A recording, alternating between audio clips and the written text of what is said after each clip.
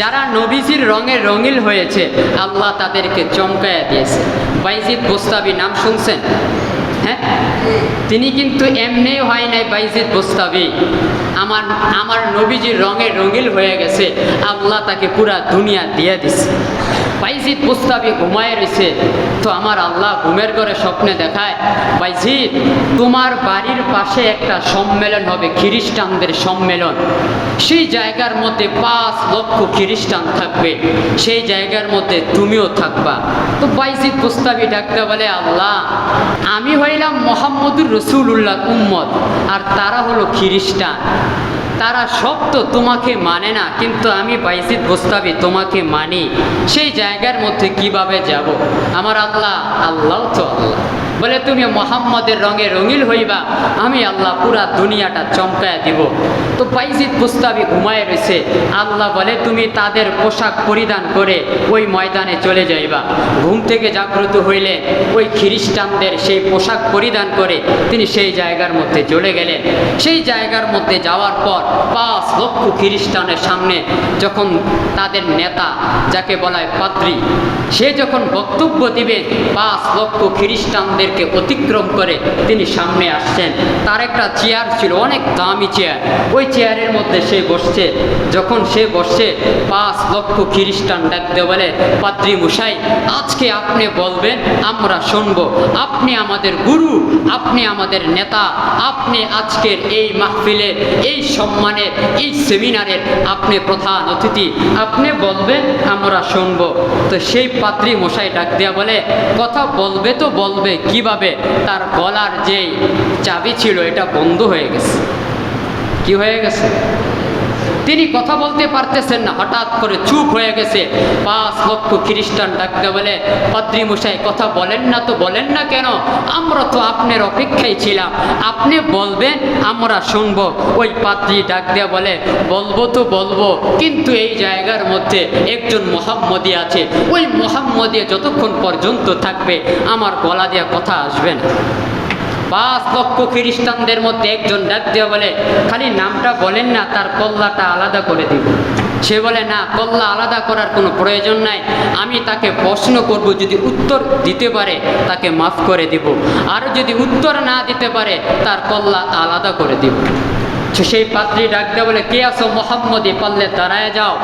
তো সেখান থেকে বাইজিদ বোস্তাবি তিনি দাঁড়ায় গেলেন সিংহের মতন, কেন সে তো মুহাম্মদী। সুবহানাল্লাহ। মুহাম্মদী কাউকে ভয় পায় না, মুহাম্মদী আল্লাহর উপর ভরসা করে, তাওয়াক্কালতু আলাল্লাহ। আল্লাহ বলে, বান্দা আমার সাথে তোর কানেকশন, আমার সাথে তোর সম্পর্ক পুরা দুনিয়া চমকায়া দিবে। ওই 5 লক্ষ খ্রিস্টানদের মধ্যে বাইজিদ বোস্তাবি দাঁড়ায় গেছে। যখন দাঁড়ায় গেছে, ওই পাদ্রী বলতেছে, আমি প্রশ্ন করব, যদি উত্তর দিতে পারো মাফ, যদি উত্তর না দিতে পারো কল্লা কিন্তু আলাদা করে দিব।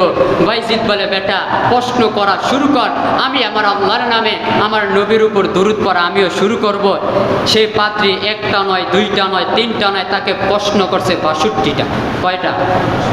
62টা বলার আমার সময় নেই, একটা মাত্র বলি যে কুকুর ঘেউ ঘেউ সময় কি বলে? কুকুর ঘেউ ঘেউ সময় কি বলে? এমনি তাকে 62টা প্রশ্ন করছে। সেই 62টার প্রশ্ন বাইজিদ বোস্তাবি আমার আল্লাহর নাম শুরু করে নবীর উপর দুরূদ পড়ে যখন শুরু করলেন, সবগুলো প্রশ্নের উত্তর দিয়ে দিছে। দেওয়ার পরে এবার বাইজিদ বোস্তাবি ডাক দেওয়া বলে, পাদ্রী মশাই আপনি আমাকে প্রশ্ন করছেন 62টা, আমি আপনাকে একটা প্রশ্ন করব। 5 লক্ষ খ্রিস্টান ডাকতে বলে, আরে বেটা, যিনি আমাদের গুরু, যিনি আমাদের নেতা, যার কথা আমরা মানি, তুমি তার 62টা প্রশ্নের উত্তর দিয়েছো, আর সে একটা প্রশ্নের উত্তর পারবে না, কোনো প্রশ্নই আসে না, প্রশ্ন করা শুরু করো। এখন বাইজিদ বোস্তাবি তিনি প্রশ্ন করতেছে, পারলে বলো যে আমার আল্লাহর আসমান আর জান্নাতের চাবি কোনটা? বলো না, আসমান আর জান্নাতের চাবি কোনটা? 5 লক্ষ খ্রিস্টানদের যিনি গুরু, সেই পাদ্রী চুপ করে দাঁড়ায় রইলেন। 5 লক্ষ খ্রিস্টান ডাকতে বলে, কেউ পাদ্রী মশাই আপনি তাকে প্রশ্ন করলেন 62টা, সবগুলো উত্তর দিয়ে দিছে, কিন্তু আপনাকে একটা মাত্র প্রশ্ন করছে, উত্তর দেন না তো দেন না, কেন দেন না? পাদ্রী ডাক দিয়ে বলে, আমি পারি সেটার উত্তর, কিন্তু আমি যদি দেই তোমরা আমাকে মানবা না। আমি আমি যদি উত্তর দেই তোমরা 5 লক্ষ খ্রিস্টান আমাকে আর গুরু বলে নেতা বলে মানবা না, যদি বলো আমাকে মানবা তাহলে আমি উত্তর দিয়ে দেব।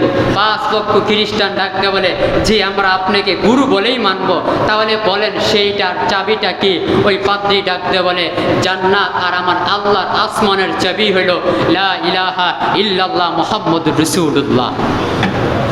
যখন এই কথা বললেন 5 লক্ষ খ্রিস্টান ডাক দিয়ে বলে যদি জান্নাত আর আমার আল্লাহর আসমানের চাবি যদি লা ইলাহা ইল্লাল্লাহ হয়ে যায় তোমাকে কেন মানব?